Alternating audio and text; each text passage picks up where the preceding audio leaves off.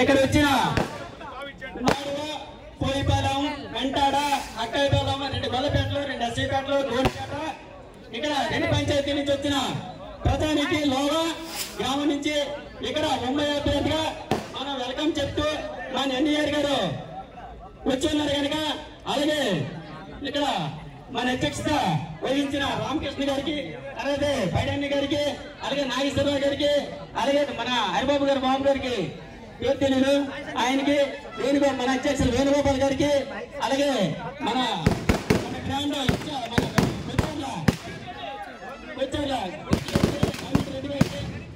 పేరు తెలియదు స్వామి అనుకోకండి, మన ఎంపీటీ వారిలో రామ్ గారికి, తర్వాత పెంటయ్య రెడ్డి గారికి, మన భవానీ గారికి, ఆదినాని గారికి, సీని గారి బయట ప్రెసిడెంట్ సీని గారికి, మళ్ళీ మన పోలీస్ గారికి, మన భవానీ గారికి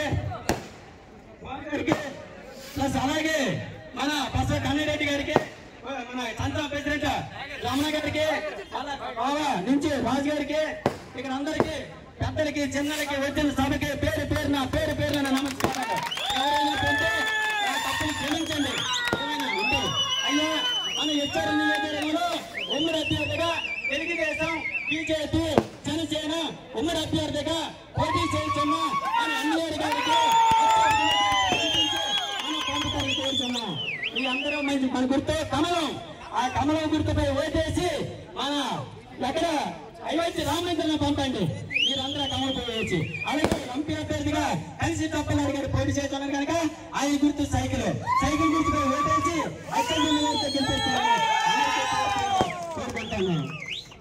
దాని కొద్ది మంచి కోరుకుంటాను. అయితే మనకి ఎప్పుడో వస్తుంది నాన్నతో మన అన్న ఎన్టీఆర్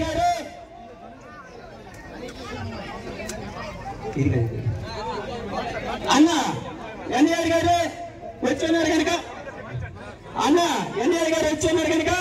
ఆయన గుర్తు కమలము. మనందరూ కొనిపెట్టిన సమస్యలు ఉంటాయి, ఆ సమస్యలతో మాట్లాడతాను. పథకాల గురించి, వచ్చిన వీటి గురించి, ఆయన వచ్చిన బ్రాండ్లు కొంతమంది ఉన్నారు, ఆ బ్రాండ్లు మాట్లాడతారు. నేను మాత్రం ఊర్లో సమస్యల గురించి చంచలు ఉన్నాయి, ఆ మాట్లాడి ముగిస్తాను 2 నిమిషాలతో. గ్రామంలో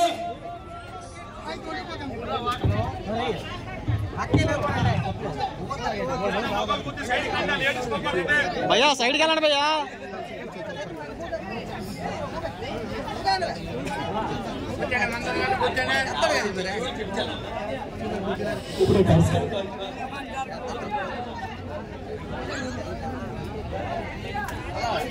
అయితే మాకు 32 సంవత్సరాల జీవిత చరిత్రలో, రాజకీయ చరిత్రలో మాకు వచ్చిన ఆ వాళ్ళకాడే ఇప్పటికి రోడ్డు వేసుకుపోయాము. చాలా ఇబ్బందికరంగా ఉంది. ఆయన గవర్నమెంట్ తాళం వేస్తే తాళం వేసుకొని మేము జవాన్ తీసుకోవాల్సి వస్తుంది. ఇక్కడ సమస్య ఉంది. అలాగే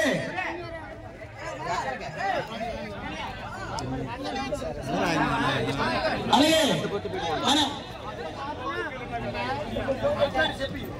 సరే మరి ఎందుకంటే 2 నిమిషాలు పిలిచేస్తాను.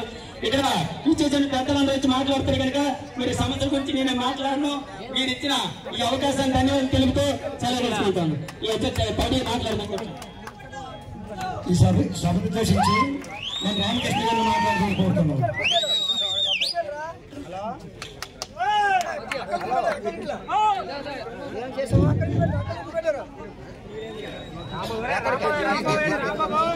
అందరికీ నమస్కారం. మన ఎన్నడూ లేని తెలుగుదేశం పార్టీ ఆవిర్భావం సృష్టించిన నుంచి